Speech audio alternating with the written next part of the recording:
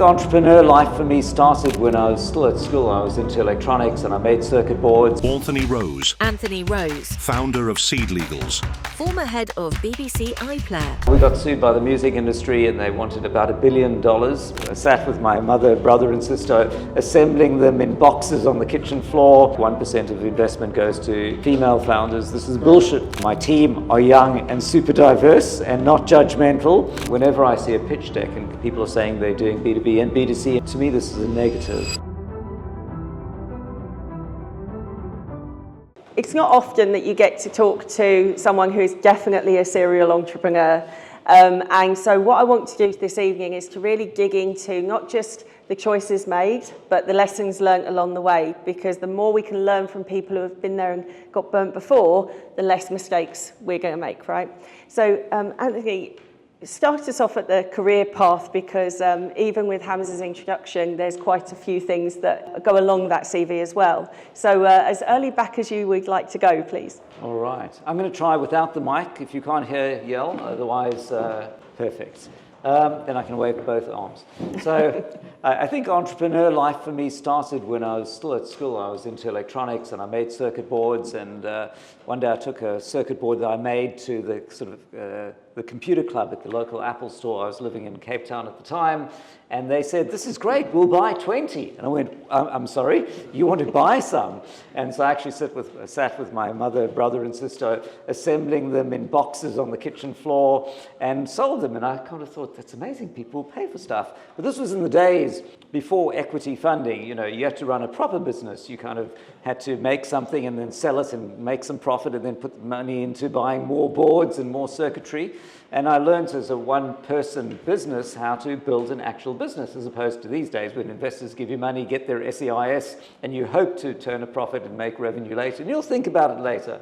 But anyway, eventually it was time to move from South Africa elsewhere. We moved to Australia. I, ended up getting hired to build a real-time 3D engine for an offshoot of Sega, the games company, the Japanese games company. People who ran it in Australia didn't just want to sell their games, they wanted to make things themselves. So I suddenly switched careers to real-time 3D graphics, and we then ended up merging with Kazaa, the music file sharing company, and I built an early version of file sharing and actually a licensed music store in the days before iTunes. This was the late 1990s.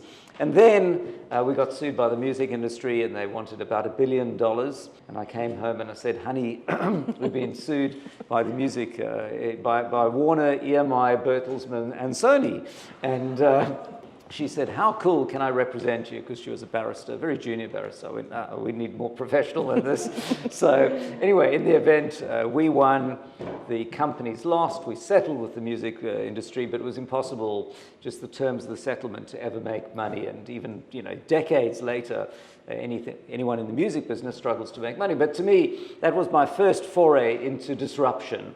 And I learned that the music company would rather their sales go down $1 billion a year than partner to change their own model. Even though CD sales were going down, they were still suing people building internet businesses. It took like Daniel Ek, 20 years later to actually go and change that. But then after we settled, I was living in Australia, and one day I got a call from the BBC saying, we need somebody with media, DRM, building products. Kazaa had like 16 million downloads a week at its peak. So to me, waking up in the morning, the drug was customers loving and using your product. So I decided, anyway, I'll fly to sunny London. I thought the BBC, where are the stock options, but whatever. And the BBC had been noodling over iPlayer for quite some years. I'd kept meeting their R&D team at events and so on, but it wasn't really productized at all. And so that was a really interesting lesson. So when I got to the BBC, everyone thought, they announced with great fanfare that Anthony was arriving and iPlayer would launch on Christmas Day in 3 months' time with a huge, Doctor Who announcement. It's like, oh, fuck. Completely untested. Is it going to take down the entire UK internet? And everyone thought it was going to be a complete disaster. We better leave this guy alone. So the BBC was famous for its stakeholder meetings and governance, and everyone wanted a say, but they all thought it's going to be a disaster, so we should just leave this guy alone, which was great, so people could leave me alone.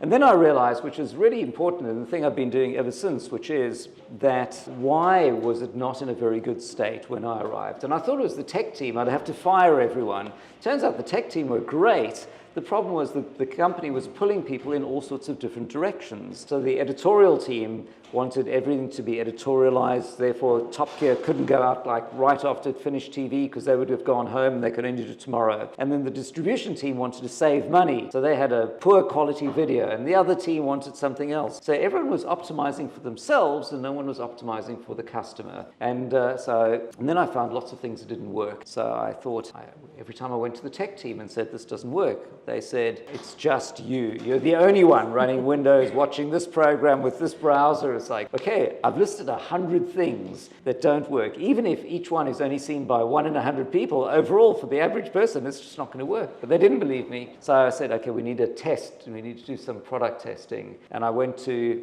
is there anyone in the company who does product testing? Yes. It will cost £20,000 and take 6 weeks. There's no way I'm paying £20,000. And this ships in like 3 months. I'm not waiting 6 weeks. So I created what I call the Anthony Chocolate Box Test, which is I went to the local supermarket, bought some big boxes of Lindt chocolates, and then went around to non-technical people in the business and said, if I give you this big box of chocolates, will you come and test my product? And they came down and arranged for all the developers with a big screen, and they said, what program do you like? Great. And then it was a complete disaster. Nothing worked. It's like, so at the end, like, thank you. And then sat with the team, okay, we're going to pick the top 3 biggest problems, and in 3 days' time, we're going to sort them, and we're going to keep doing it until it works. So my focus since then has always been on customer-driven development, which is the only people who are important in your business are your customers. Anyway, I'm going on a long trip here, but eventually it was time to move on from the BBC back to startups. I built Beamly, and exited that, and then I decided to build another startup, which I sold to Jeremy Clarkson and the co. It became Drive Tribe, their app for their Amazon TV show. And then I was wondering what to do next. And I was at a very nice party in Rome held by one of my investors, where I met my co-founder now. And he was saying, he's an ex-VC and serial angel investor.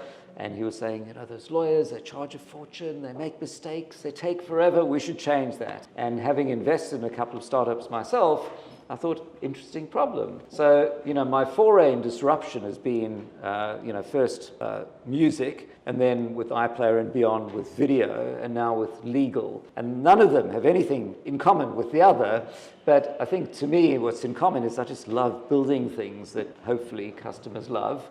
And the goal isn't to disrupt, but if you can find a sector and think about it in a different way, and in particular, amusingly, if you're not expert at that, so in other words, I'm not a lawyer, but only by not being a lawyer, I was initially really embarrassed about it, but not being a lawyer means you can go, actually, I can rethink the problem from a completely different space. Most legal tech startups are made by lawyers. You're trying to just do what lawyers do more efficiently. And I'm going, you don't need a lawyer. You can do it completely the opposite. So that was a short intro. Sorry about that. No, there's so many other questions that I've got off the back of that. But I think one thing that's interesting is, as you said, none of them are connected, right? So you're the missing link between all of them.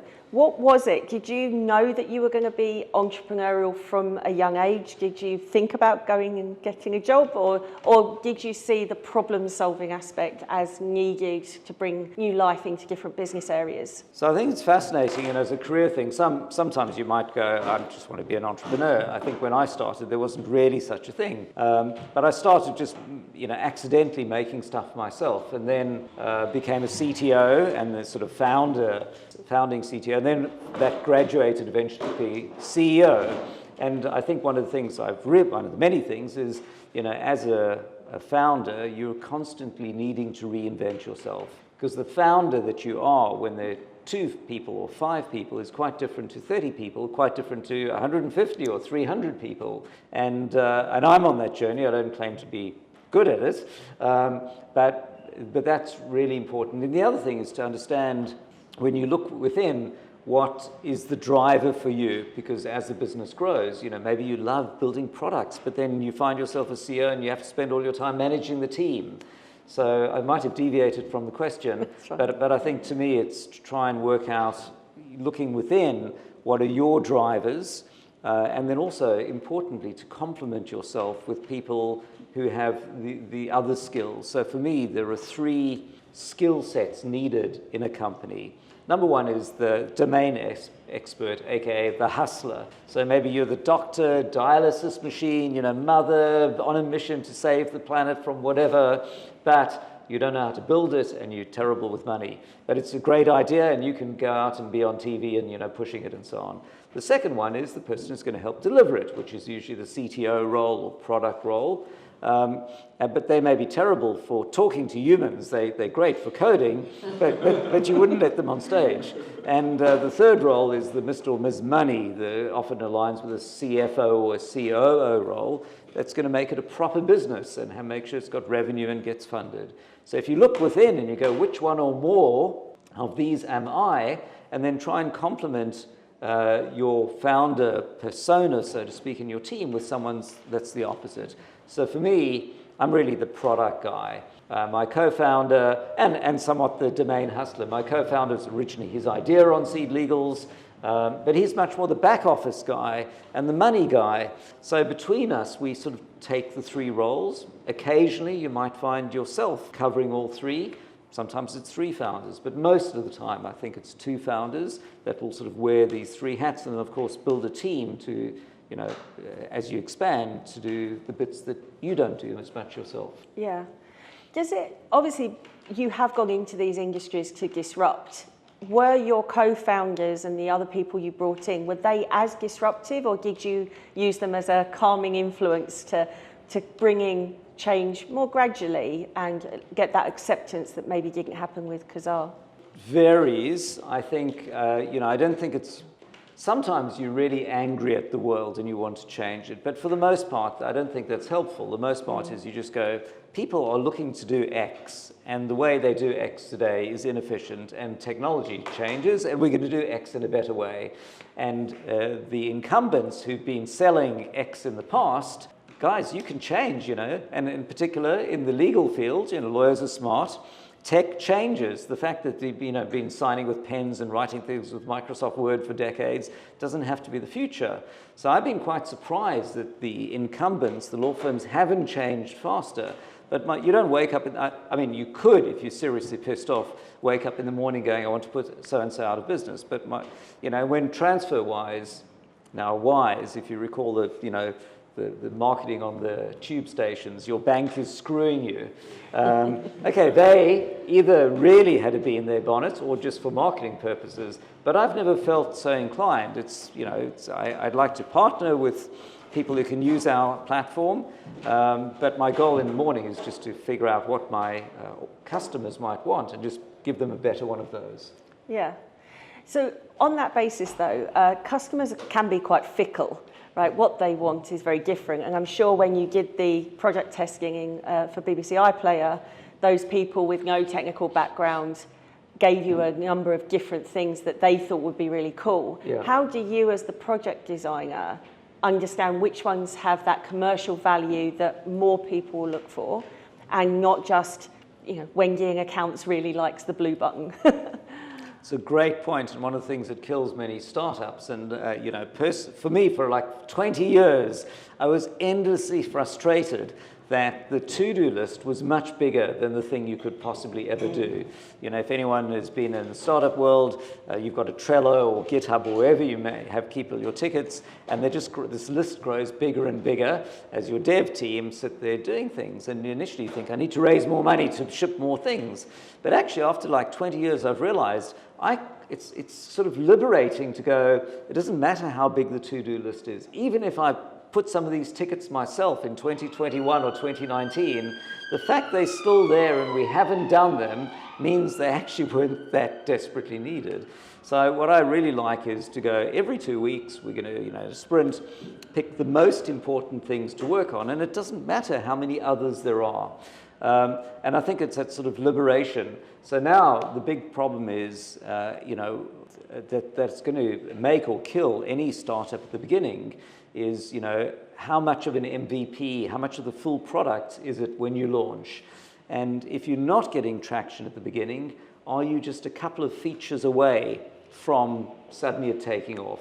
And this, I think, is a real poison that can kill everything, because let's say you've got an app, let's say it's a dating app, hypothetically, and the dating app's got some features, and you've launched it, and you've got PR, and you're looking at the metrics, and you've got, the flurry or whatever it is, your analytics, and it's not really taking off. And you survey people, and they say, we'd like a like button and a follow button. By the way, if you ask people for any social network the features they like, and you implement all the features, you'll ultimately get Facebook. Except that nobody wants Facebook, which is why they were looking for another product. So you mustn't do that. So the problem is you think you're just one feature away. In SeedLegals, I need this extra feature, I need this document. But if you build all these things, then you are perhaps missing the point, and it may turn out that the problem sits elsewhere. Nobody wanted this type of app, or your go-to market was wrong, or you were too late stage in the market and you need to be going earlier. So you have to, I don't think there's any particular magic solution to it, but to try and really understand it when a feature, an extra feature, will be an advantage, and when more features will actually be a disadvantage. And I think one of the really interesting things that I've learned, particularly at SeedLegals, is one of the challenges we had is, if you're building an iPlayer, you're showing videos, and if people like those videos and they work, then they're going to be happy. If they're looking for something the BBC hasn't got, then they're not going to be happy, and they're going to go elsewhere. But in my case with SeedLegals, lawyers had always built this system where you could change any word. I'd send you a Word document with my contract, and you'd redline it, or your lawyer would redline it. But I didn't want that. I wanted to go, we're going to pick 6 things we can negotiate, and computer will build the document, and you can't change it. But this was a big bet, because it was possible that people would go, thanks for that, we want to change it. Sorry, you can't change it. Okay, well, we can't use you. And what I realized, which was really fascinating, is when we started, the term fake it till you make it, but not Theranos style. Fake it till you make it is maybe do things manually until you've automated it. So for SeedLegals, it was a lot of work building the back-end platform, but could we make a website that looked like all the forms you enter the questions, but behind the scenes it was our legal team in Microsoft Word going, oh my God, you're killing us. Automate it, for God's sake. And that's how you start, and then you learn the features people really want before you build all the features. Like, these questions, nobody ever answers anything other than yes, so we didn't have to write the code for it. But what I realized is when we started, we gave people Word documents, and they would go off and redline Word documents, and we thought, we're so screwed because nothing's going to change. But then when we started having people review it on the website, nobody wanted to change things anymore. And I realized there's a whole social engineering thing, which is if you give people a solution that's sufficiently close to what they want, they will just go with that solution because it's easier than getting the perfect solution. And I liken it to maybe your car. You've got a 2-door car. No one sits there trying to work out how to get in the back. You just open the front door and move the seat and get in that way. And so it's actually quite interesting, which is if you can build a solution that people might go, I want to change every word. Oh, stuff it. It's easier just to go with these. And they're standard, and they've told me it's standard, and they've got graphs and hint text and video. I'm just going to go with these. So you can actually persuade people to do something different, which is much more efficient. And once you understand that, then probably all things that you do, whether it's your mobile phone contract per month or the insurance or most things, or at the supermarket, you can realize how you're being sort of socially engineered into something that you actually may not be quite what you wanted, but is better than doing a bespoke thing. Yeah, I mean, that's essentially the history of SaaS, really, isn't it? This idea of build once and just have everyone adopt that one process, as opposed to wanting the customization that kept a lot of developers vague for many years. I mean, you can go to Savile Row and have a suit made. I'm guessing nobody here does. You just go to the store. It's not quite right, but you know what? It's much easier than going and having one measured and spend 10x the amount on something. So, yeah. MVPs are really interesting, particularly in the disruptive space, because with such a brand new idea that's untested, what does the most reasonable MVP really look like? How many features do you need to convince them of the disruption, as opposed to something that's pretty dirty initially? Right. How do you make that distinction? When is the right time for an MVP to get launched and out into the world, particularly in disruption? Yeah, so I mean, it's said that if you're not embarrassed by your first release, you've left it too late. You should have shipped earlier. But I think what's important is try and figure out what's the most important or the hardest problem you're trying to solve, and focus on that rather than focusing on the easy ones. So, what is the single thing that will make or break the adoption of your product? So in my case, in the case of a startup, can you build a team? Can you get investment? Can you technically build it? Can you market it? Will people want it? And in my case, we figured, well, I've been around, we can probably build it. I'm pretty sure I can build a team with my business partner. We can get investment, and I've spoken to enough startups, I think they're going to want it. But there was another problem. What would happen if investors wouldn't let startup founders use the platform? They go, that's very nice, we want to use a lawyer. And so that was my problem space, the hardest problem that I needed to solve. But en route, there's, when is it okay to launch an MVP? And obviously, I can't tell you your legals are kind of barely held together. That's not going to work. But it could be that our lawyers would do it manually and check it, and the platform while we're building it. So you want to, I think, figure out if there's one thing that's going to mean that people will want your product or not, what's the least effort you need to go to work that out? And that's often a Figma prototype or something that you make a prototype on your phone and you test it and people go, dude, I've no idea what you're talking about. I've got one of these already, or I don't know what this means. And keep iterating on that before you go off and build something. And one of the workshops I did with a startup, actually, they were telling me they'd raised like £500,000 or something, and they're telling me they're trying to raise more to get more AI people. This was like 5 years ago, before AI was a thing, and they needed AI. I said, well, what do? They said, well, content matching. We match photographers with people with events, and we do AI. And I looked at their website. It's like, enter a field of the event that you want. And I was thinking, all you need is like a type form field that says, what is your event? It connects it to an Airtable with Zapier, sends an email to them, goes, someone's hosting an event in Loughborough. Do we have any photographers in Loughborough? Great, call Fred. And they could have mimicked the entire thing to work out, that either people were looking for such a service or not. They could have learned that they have to buy ads against other people who are advertising photographers, and what would the customer acquisition cost? What is the pay-per-click cost for ads? They could have worked out the entire business was never going to make money, or was, with doing almost no work, rather than spending £500,000 and getting a whole bunch of AI people to automate things, which ultimately probably weren't helpful, because how many photographers do they have kind of in that area? They could just ring 3 of them and find out. So, I'm always amused that between our CTO and me, I'm always the guy that sits with our design team. Even though I know that you want the MVP, I'm still thinking, okay, how's it going to be a beautiful user experience? And then our CTO takes it like, okay, we're killing that route. We're not doing that. We're just going to ship this. It's like, oh my God, you've killed it. It's better than we've got now, is his take. It does something that we don't do now, and so we're going to ship it. And if anyone uses it, then we'll make more. And if no one uses it, we won't make any more. It's like, okay, that's quite brutal, but and it's actually quite good. The problem is sometimes like, okay, we've shipped it, but nobody can get to it, so it's not proving anything. But I do like the clarity of really cutting it to the bone, shipping religiously every week or 2 weeks, and then iterating from there. What would you say, given that there's a number of companies that you've built, where did you leave it too late? What was one of the things that you just launched a little bit later than you needed to? I think probably in my Beamly days, so I was fortunate to raise a lot of investment from Sky, Comcast, Viacom and others for this companion TV app.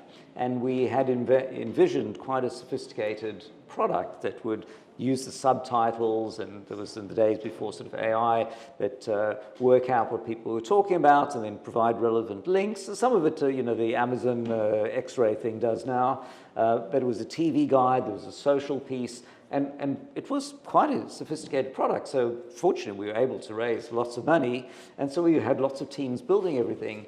But we built faster than we really validated. And only after a while, the feedback was, well, it's nice, but lots of people were saying it's awesome, but not quite what I need. So we thought, how do we find out what people really need? And this was a super important lesson.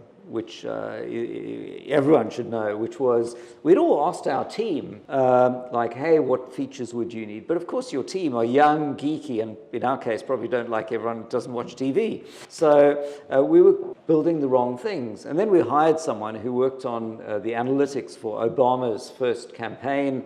And he said, we need to find people who are really our audience. Don't ask the tech team.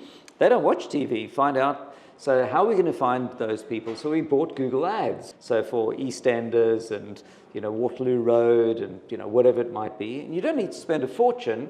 You get an ad when you click on it. It asks you, okay, we'll earn £20 and do a survey. And we learned from that there were actually like 6 core TV groups.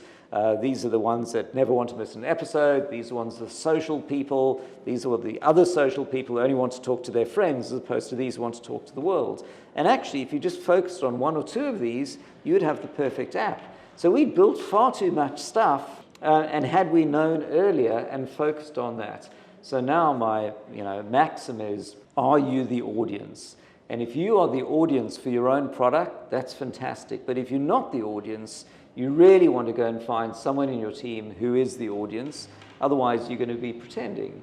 And, so if you, for example, are a bicycle rider and your bike gets stolen and you make a lock for it or something, you're the audience. But it's no good then asking your mother, hey, I've got this amazing bicycle lock with GPS and blockchain and whatever, and is it a good idea? And she's going to go, my son's very clever, it must be a good idea.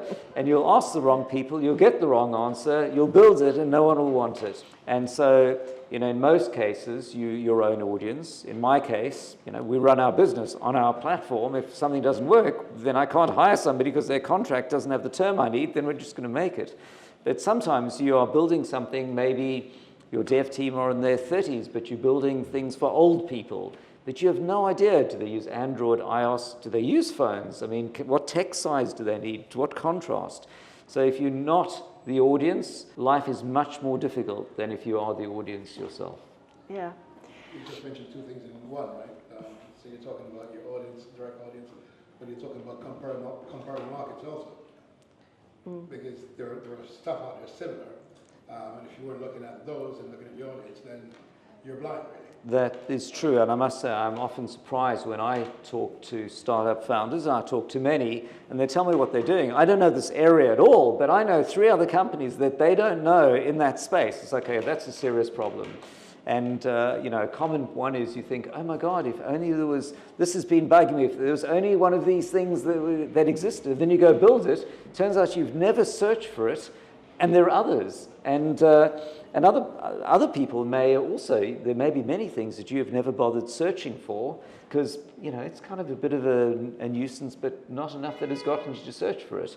And there's the tragedy of people who, I think Temu these days sells endless amounts of this, a garlic grater and carrot thing all in one. So, gee, if only I'd have known somebody decided to build one of these things.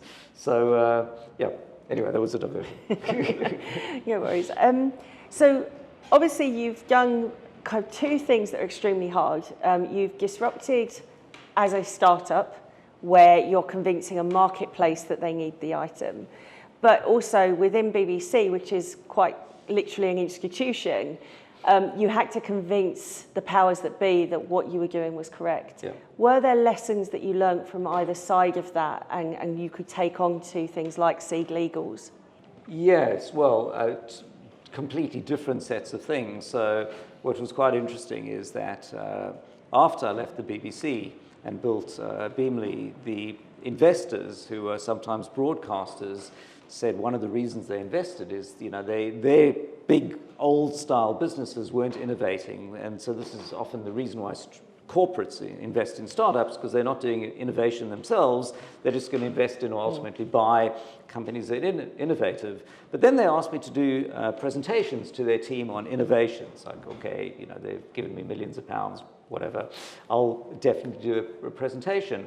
And people were nodding as I explained, that the concept of MVP, don't be embarrassed, get things out there sooner. How do you, they all created like these innovation hubs, but really innovation is just letting people do stuff.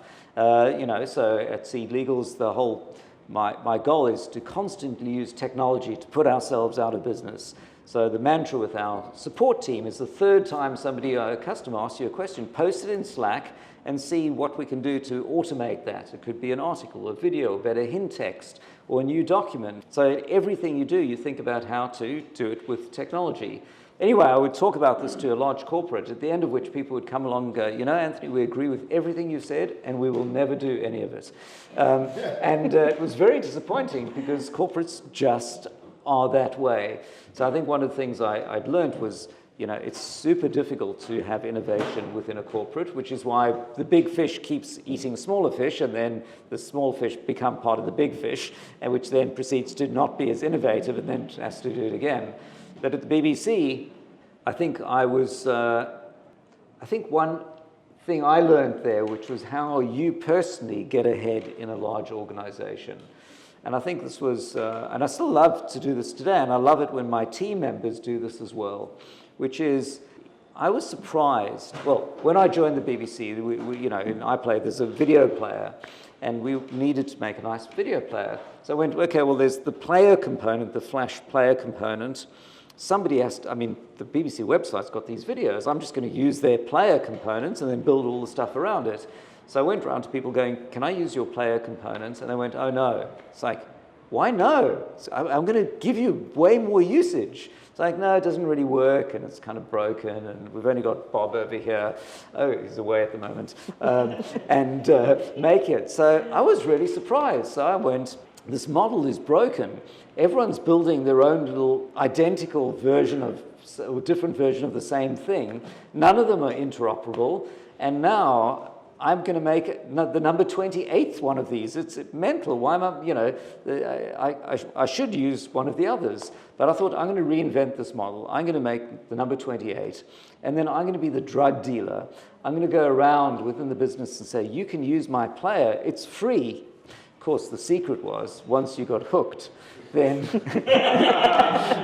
so I went around and said, you know, next time people said, can I use your player? I went, absolutely. Do you have to pay anything? Absolutely not. It's yours. It's beautifully engineered.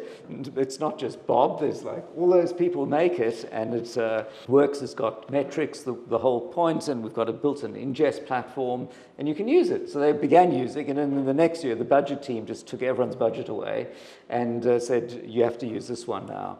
But that's the way. So my take was the way you get ahead in a large org is you just solve people's problems, and you just be the person to solve people's problems. And then more people come to you, and then your power base grows until either you own everything or eventually you have taken on too much and something doesn't work. But I'm often surprised that people don't think that way. Yeah. And if, as a startup trying to sell to one of those larger businesses, does the same argument work, like try to solve their problem for them? Right. So this is a real problem, which is, you know, as a startup, you would love that, you know, you're doing cosmetics and you'd love that L'Oreal would buy from you, or you're trying to sell to Boots or Waitrose or somebody. And this is a huge problem because it's extremely difficult to sell as a small business to a large business, because they can waste your time for months. You'll go bankrupt and be out of money while they're still working out whether you're SOC 2 compliant or something, or ISO 27001 or something. And at the BBC, it would really frustrate me, because you'd have these wonderful startups who are doing innovation in video encoding, and I was trying to run my era like a startup in a big business, and they'd come along saying, you know, we'd love you to try our technology. And I went, I'm really sorry to tell you, but you're completely wasting your time trying to pitch to us, because we just can't. You know, the state aid things, and because it's government funding, we can't do it. And if we can, after £35,000 we've spent with you, we have to open a public procurement thing, and then the same people who win HS2 are probably going to win that, you know. And you unfortunately, you just can't. And this is a real problem. So there are, you know, some people who are essentially advisors or brokers who specialize in helping you package what you're doing and finding the right champion within a large org. But my word of wisdom on this is, you know, when you are building a startup, you can think about who your customers will be. Is it consumers? Is it other businesses? Is it data? And so on. and how do you, which are the ones that you should focus on. So at SeedLegals, to me, early on, I identified there were 3 potential market segments. 1, startups. 2, law firms. 3, investors. And I realized quite quickly that startups, a 30-minute Zoom call at the end of which they go, that's awesome, where do I sign up? It's like, great, because you just have a simple problem to solve, and if there's a solution to it, you're in. Law firms would go, looks really interesting, but Anthony's trying to put me out of business. And so we've got a partner meeting next January, so we'll consider it then. I went, well, fuck that. And investors, talk a great talk, but at the end they go, oh, no, we do like 4 investments a year, and Bob does them, our in-house counsel. It's okay, well, that was a bit of a waste of time, but I'll keep you warm. One day we'll be back when Bob retires or whatever. But I'm not chasing it. So if you're building a business and you can figure out some customers will have a decision-making time of days and others will be months, you want to try and focus, if at all possible, on the ones that will be the fastest decision makers.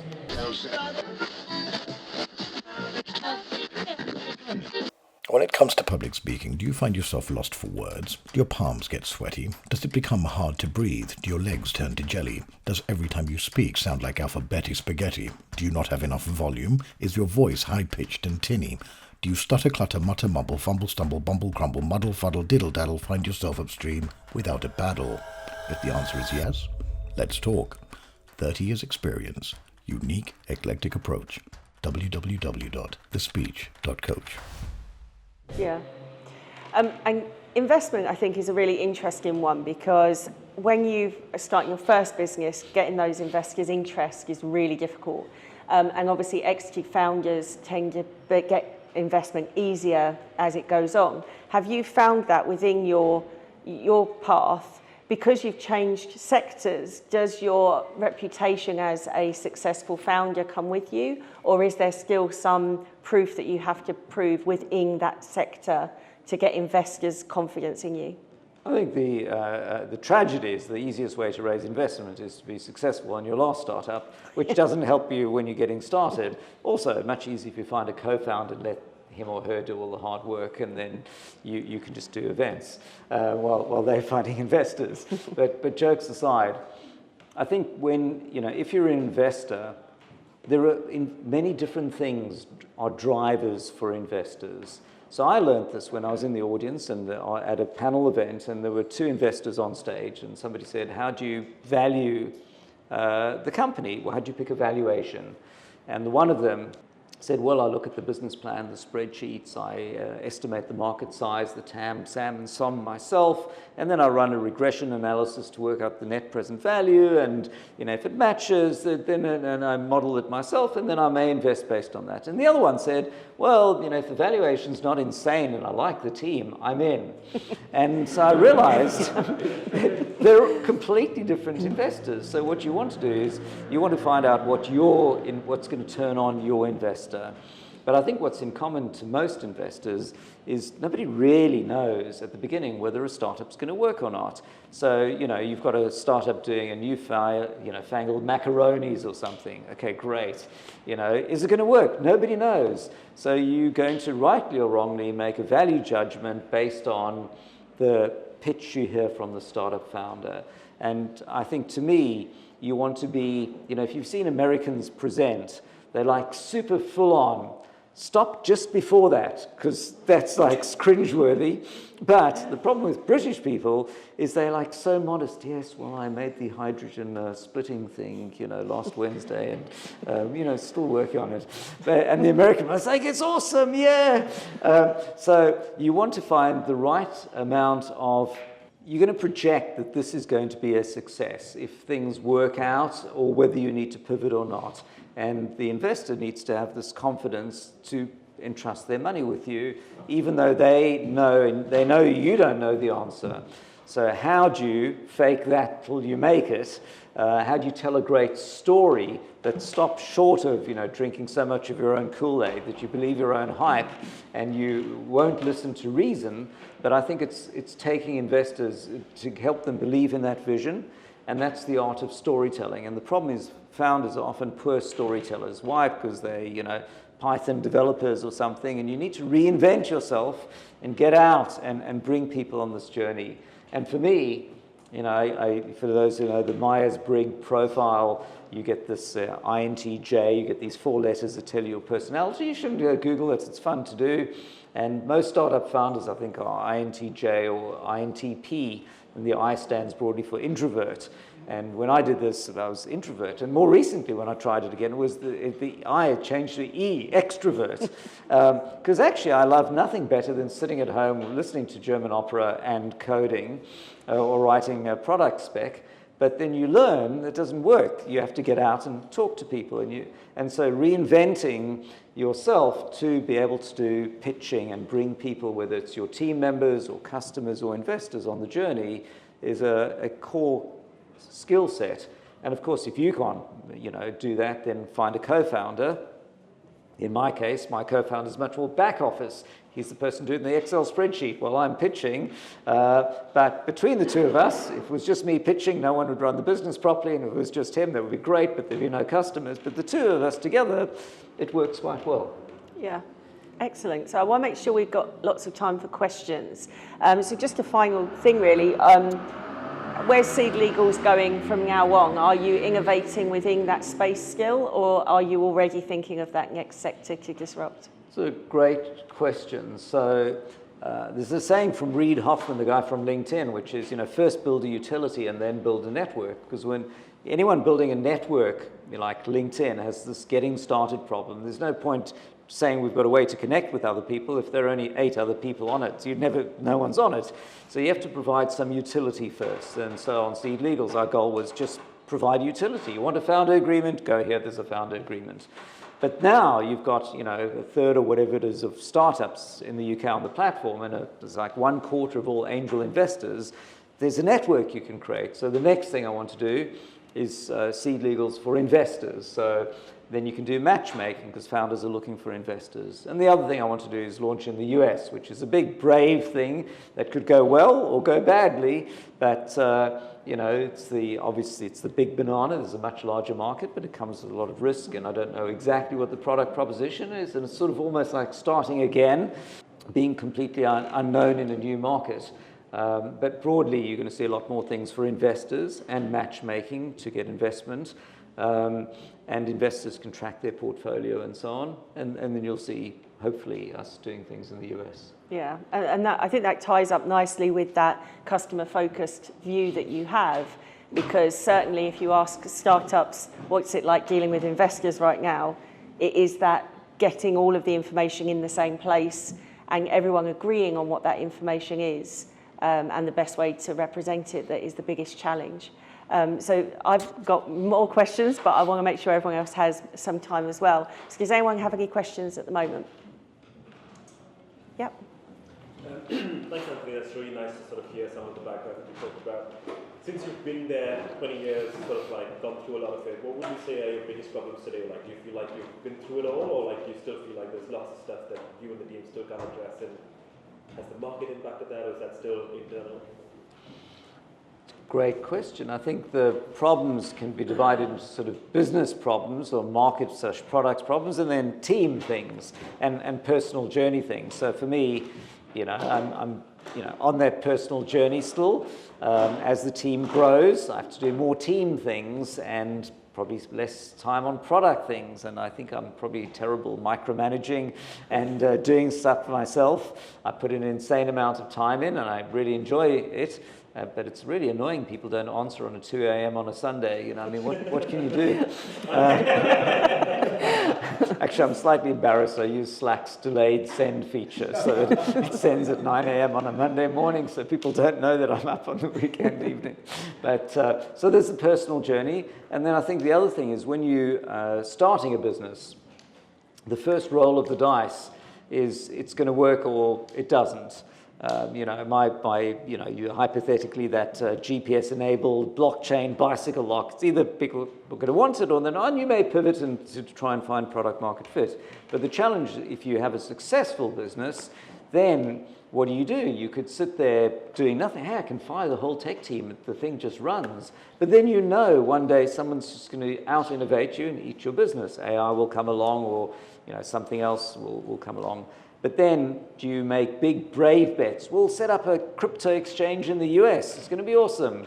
Or do you make more modest bets? We're going to extend our business to SMEs so that lots of small companies can use contracts, but it's a different market and maybe not us as a mindset and so on.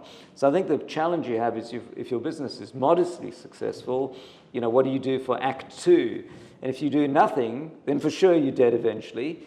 And if you go crazy and pivot on something, with Citymapper, which were hugely well funded, to me, when they bought a bus and they were like doing bus routes, it's like, okay, something has jumped just a bit too far. It's a software dev team. They do mapping.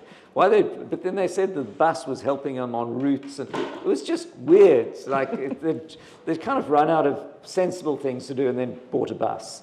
So, as we all don't do. So yeah, I hope that helps. I think that was interesting when you said earlier at the top of the evening that you did 3 different things. They're all unassociated. In reality, they're all associated because they're all technology-based, right? And in saying that, what you just said, sticking to your strength is one of those things that what one should try to focus on. Right?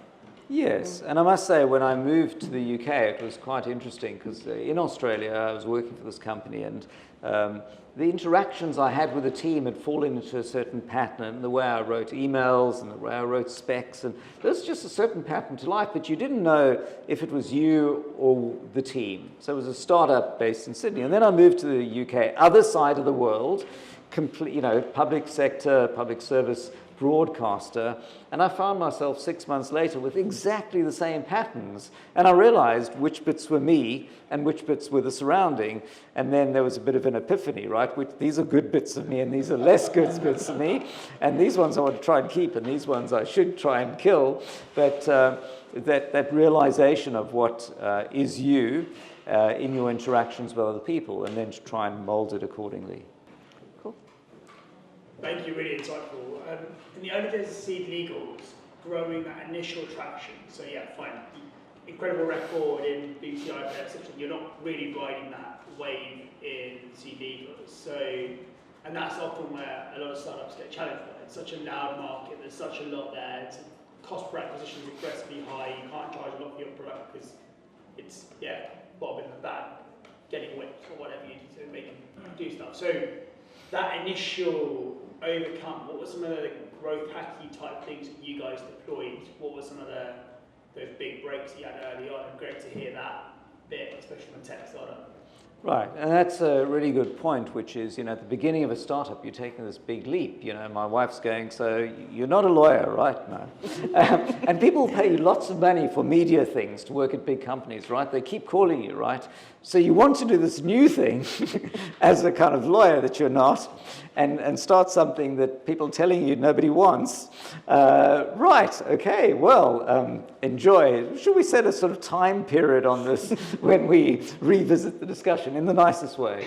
But, I think one of the attributes of a founder is taking that leap of faith. If it's just mental, then that's too big a leap. You want to have, ideally have a plan B, a partner that's earning an income or something like that, or enough saved that you can do it for a while. But, you also want to like the excitement and the risk of doing it. It's not like jumping out of a plane with a parachute is going to kill you. The worst is your LinkedIn profile is going to show some weird shit that you've done for some period. Some explaining to your spouse about why you're not getting a proper job. But I quite love that, which is the idea that there is some problem to be solved. You have no idea how to get there, but it's the thrill of getting there. And I think it's like maybe sort of Moses crossing the desert, as an early startup founder going, we're going that way. I have no idea. We don't have food. It's going to take a few weeks to get there, cut to 40 years later. But team, follow me, because I know where we're going. There's like good shit over there. And people follow, at least apocryphally. But it's not to have so much of your own hype that it's just really not going to work. But if you don't like living with that sort of risk reward profile, then Startup Founder isn't for you. I'm not quite sure I've answered the question, but no, I completely missed it. No, so I was asking about those first users that SeedLegals right, yeah. was acquiring. How did you get over that start problem? Right, yeah. So that's a great point. So the biggest problem we had was people wanting to trust us. So everyone hears, fundraising is expensive, the whole company could fall apart, and lawyers are telling me you have to do as a lawyer, what's this internet thing? So how could I win the trust of people? And you all know that, founders are their own salespeople, the first salespeople in the company are the founders. So I would literally be sitting on a beanbag outside in the corridor outside our office because I didn't want to disturb everyone when we were like 6 people doing customer calls. And, because I was slightly well known, I could leverage that to try and get over the trust piece. And we're only going to bill you at the end if it doesn't work, and we've got in-house. So it was overcoming the trust problem. And then the other thing is there's a term, PLG and CLG, product-led growth and community-led growth. So product-led growth is where you build something and hope people come. Community-led growth is where you're part of a community. And law firms are basically PLG, like there's our big building, if you need stuff, call us. And I thought I would do the opposite, which I realized, startup founders hang around in places exactly like this. So if you can be aware startup founders are, we were in a workspace building, so I'd go off and talk to all the founders at, in the open plan office and go, hey, you're looking to, what agreements are you looking for? And then, you try and win over people. And once you've got that, then they can hopefully tell their friends. So if you can be part of a community where people tell their friends, and you as the founder learn what people really want, that doesn't solve the problem, but that's the getting started, and you build from there. You find that in the same sense, trying to focus on a more homogeneous group opposed to actually synchronizing with a specific channel to identify an area that you're good at and to grow from there, probably. I find a lot of founders, they want to do everything at once. They want to eat everyone at once. Right. Christ, I built something that's the greatest thing in the world, right? So everyone's going to have it. But I think, for his question, if they can focus on a particular group and build around that group, satisfaction is going to be high. When you get to an inflection point, then you can spread that out. But I think that for me. And then I have another question for you, which is the one that's burning.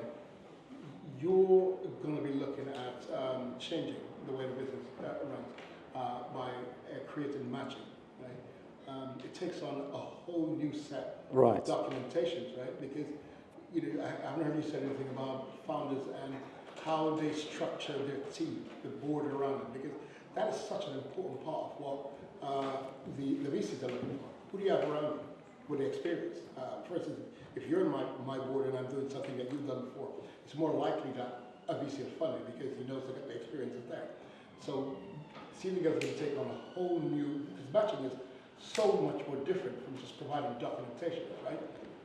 Matching is a whole lot of paperwork that comes with matching. So, the thing I know and I've learned is that you perceive as a founder initially that the technical stuff is the hard bit. But you realize years later the technical stuff was the easy bit. It's the acquiring of customers and retaining of customers and the delighting customers that's the hard bit. So, we've got a good reputation for the utility. You want a document, go here, there's a document. But you could have a terrible reputation as an awful matchmaker. I paid the money, they didn't find me any investors. There was I listed my thing, nothing came. So it's a brave move to make. But if you don't make any move, then you're forever sentenced to not grow. And if you go crazy, then those are brave bets, like going and playing roulette and putting all your money on 26 or something. It may be awesome, but chances are it won't work out. So yeah, and what you do is you I think say that most of your bet will be, so 70% of our effort on marketing, on development will be on our current customer proposition, and then 20% might be on something slightly adjacent, and 10% might be on something slightly crazy. And if the crazy one pays off, great, and if it doesn't kill the business. Yeah, it was, yep. So how do you find, based on your experience, the balance between future-proofing a concept and jumping to market? Because I understand future-proofing is really important for people trying to get investment, but at the same time, if you don't really future-proof yourself in terms of the legal side aspect, it might come back to haunt you. What do you mean by future-proofing? So thinking like long-term, how people could attack you, how bigger corporations could like take over. So depending on, let's say, creating exclusivity agreements with your provider, as an example, like securing yourself ahead of time, or like jumping to the market and figuring it out on the go? That's a great point. I think often there's some founders who are far too defensive. They want everyone to sign an undisclosure agreement up front, which investors will never do.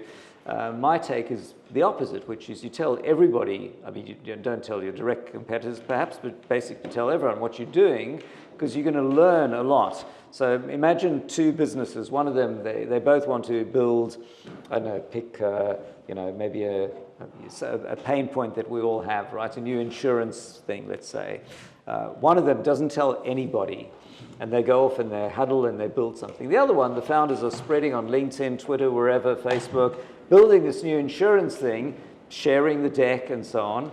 They would learn very quickly that people go, dude, there are 3 others doing that. They would have learned that just from people commenting on their post, and they would have learned, I have no idea what this proposition is, or it's too expensive. So I think the more you share publicly, the more you'll learn. And if you look to yourself, whenever you've heard a startup or somebody doing something, you don't go, shit, I'm just going to copy that. It doesn't happen. And investors don't do it. That's why they're investors. They're not founders themselves. So I think sort of building in public, so to speak, and sharing what you want to do. So I actually quite enjoy this because, my thought is once upon a time, the idea was you'd build it and they would come. Like this building, they built a building and hopefully, there were tenants for it. But now it's all about agile and lean and MVP. So you build a prototype or an early version, and if people want it, then you go off and invest more. But I think you can go a step further, which I really like, which is put out the press release. And if nobody's interested, don't even bother with the rest of it. So, of course, you can't have it so that people go, great, where do I sign up? You go, we haven't built it yet, but you can signpost it, right? So you might say, for example, to test the US proposition, I was in the US at an event and I said, hey, this is what our proposition is. If you use it, come and talk to them. And I mocked it up to look like, and people came up and go, oh, that's really good, I want it. Which, wasn't definitive, but it was a good proof point. If people had said, actually, I use these 3 and it looks just like that one, but people said, actually, there's nothing like this.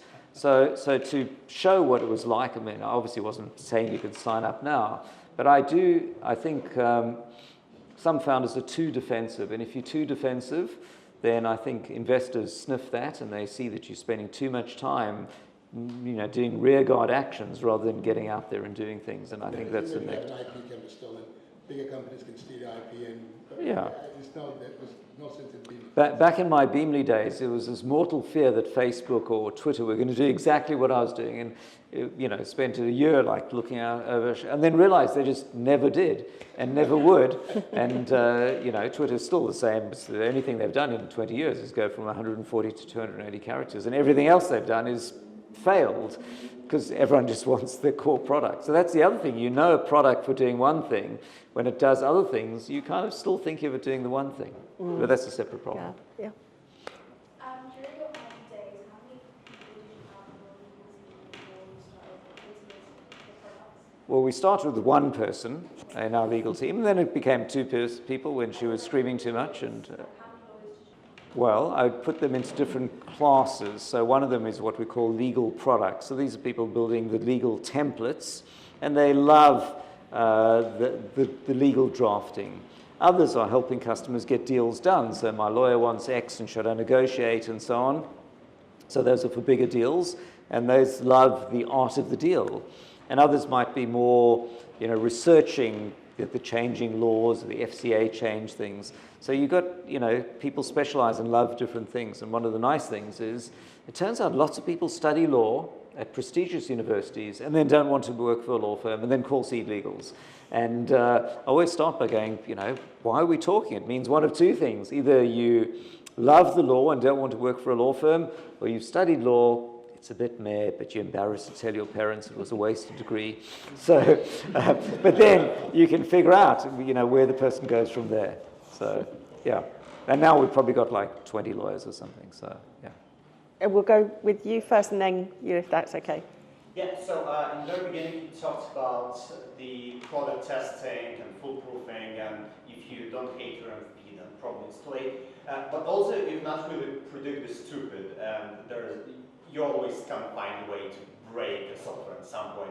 And with, what SeedLegals does, and law being very kind of soft skilled and less, let's say less structured, sounds weird. A space where there can be more options. At what point do you just stop in your MVP creation, your product creation, and say, that's enough, let's ship it this way and we'll figure it out on the fly? It's a great question. I think if you can find one customer who can do something end to end, then that's a great starting point. And then you find others. And so, for example, for my US proposition, I don't really know what people want in the US, but I was talking to one of my UK customers the other day who wants to flip to the US and create a US company, and he needs to allocate some shares. So I thought the minimum is for this person, I figure out how we allocate some shares. I'm not going to charge him because we're going to be learning on the job. It can't be that hard. And whatever it costs me to sort it, and then I'll look to automate that solution. And now I can offer a solution to that narrow group of people who want to do the same thing. And once I can do that, then I'll figure out the next thing that people might want. So that's one way of doing it. So you are serving a complete solution, but to a very narrow slice of the audience, which is your fastest way to get to market. And then you may turn out that other people are very much alike, and you didn't need to build anywhere near as much stuff as you thought. Or people change and socially engineer what they want to go, oh, well, I was planning to give these type of shares, but it's going to cost me $5,000 in lawyers' fees, or cost me £20 over here if I do these. You know what, I'm going to use these ones instead. And I think that's really the fascinating thing. Obviously, each instance is going to be very different. And if you're building a bridge, you don't get to build like half the bridge. But for most software things, you can easily, the quality doesn't have to be less. It just has to serve a narrow audience slice. Cool. Thank you. I wanted to ask, with your experience from the BBC launching BBC iPlayer, and obviously online digital TV has evolved quite a bit, and I think there's definitely been a decline in like Netflix and similar platforms in recent years, but there's been an increase in like short-form content Yep. as well as like social commerce and like live stream shopping. Is this an industry that you see kind of like thriving in the years to come, or just what is your overall thoughts on the evolution? So that's super important, and I think, when if someone were to ask what's the key worry that you have, is it you run out of funding or your customers won't like you or whatever, I think it's you out-disrupted by something else, even though you were the disruptor. And so with the BBC, there were early pioneers in saying this, we're not just going to make programs to watch on telly tonight, you can watch it anytime on any device. But guess what? It's the same program. It's the same David Attenborough doing stuff that he's been doing for 80 years or something, filming stuff in the Galapagos. Nothing has changed. And that was the problem. The broadcasters were really stuck up that what they defined as quality was the future. And they didn't recognize, they were despising kids on skateboards and, never mind even Twitch. So that was the bit that's ultimately going to kill them, because they just changed the way you could watch the same program, but they never changed the program. And there is, to me, the thing. So with, for example, at SeedLegals, I completely changed the way you create documents. But maybe in the future, nobody wants a document. It'll be a smart contract, or your AI will say what you want. And so somebody else will come out with a ChatGPT interface. Anyway, going back to the broadcasters, that really irked me, and I was trying at the BBC to see, can we create propositions that will make different types of programming? But the digital team, that was distribution, would innovate, that the program makers didn't want to innovate and made the same program. And I guess it was just too much of a outside your comfort zone. And then they would say, it's only kids watching this. They're like, yeah, but kids are going to grow up. Oh no, they're going to stop doing these things that all the stuff they loved on YouTube, they're no longer going to love that. And they're going to go back to David Attenborough, so. The reality is that the corporates didn't see through the line as a problem. The through the line just came up and hit them. Yeah. And corporates just could not fathom that. And through the line was going to be such an important. Yeah, and that's a really important thing. So like the music industry, we've got a particular business. It's in decline. We're just going to pretend that the world isn't going to change, define success as our current world, and ignore everything else, which works for a while and then spectacularly doesn't work. So. Have we got time for more questions? Yep, any more questions? No? If you could do any bit back again, what would it be and why? I think that I would build less initially. So back a couple of startups ago when I raised lots of money, I built the B2B, a B2C, a data thing, and I built more before I'd validated anything and wasted lots of money building stuff. And now, actually one of the key bits of advice I have, and when I see a pitch deck, so your challenge when you have a pitch deck is that you have in mind, I've got a simple thing that my customers will love. But my investors are going to think it's like super boring. I need to show that I'm using AI and data and blockchain, and I've got a B2B thing and so on. So you sex it up with all this extra stuff to impress investors. You're going to double your market by selling data and whatever. But this is a huge distraction. And so whenever I see a pitch deck and people are saying they're doing B2B and B2C, and to me this is a negative. And instead, what you want to do, if you do have to impress your investors, because otherwise they'll go, this is a nice business, but it's a small business. I only want to make unicorns. So you're going to resolutely focus your team on just building this simple thing that people want. But in your pitch deck, you can start showing the future plans. You don't want to completely lie, but there's nothing to say you won't do these things in the future. But for God's sake, don't actually spend any time building it until you've proven that your customers love your first model. Yeah. What's the biggest car? Sorry, please go ahead. What are some of the investment themes or some areas that you're excited about right now? Well, of course, the hot topic is AI. But the problem is everyone puts AI in it. So now, be super careful if you put AI in your pitch deck, because investors, compartmentalize it into deep AI. We've got NVIDIA cards and a big server farm, or we'll be building an LLM versus we use ChatGPT.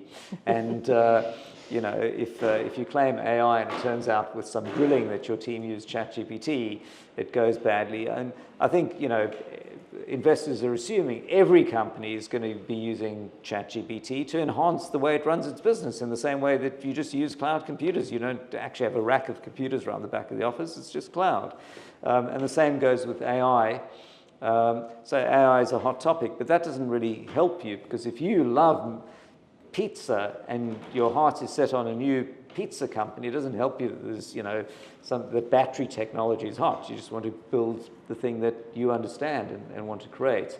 So the trick is then to find the right investors in that segment, and also knowing that some segments, anything B2B and monthly or annual subscription billing is a much safer bet for investors, and you're much more likely to get investment than if you're building anything hardware or medical, where investors know you're going to be sinking lots of money into physical stuff that might take years to get approval. What's the biggest scar? I mean, you don't get where you are without the scars. The biggest scars. Yeah. Because it sounds all rosy, right? It's been great. I've still got brown. So it hasn't gone too badly. I think it's probably would have to be build too much stuff too fast, and then you run out of money too fast, and you have to go and raise or sell, and life becomes more difficult. So key thing at SeedLegals is, we look to get to cash flow break even really early on, and we're 160 people, but we've only raised £4 million, and we've raised most of that in 2019. For the last few years, from from 2019 to 2021, our index ventures, our investors have been teasing us at our quarterly board meetings going, guys, you need to spend more. You know, we didn't invest in you to put money in the bank and leave it there and like become profitable. Cut to 2022 when their companies were all bleeding money and the market crashed. Like, Anthony and Laurent, thank you so much for not spending all of our money. We've got those e-scooter companies bleeding £10 million a month. So it's a disaster zone.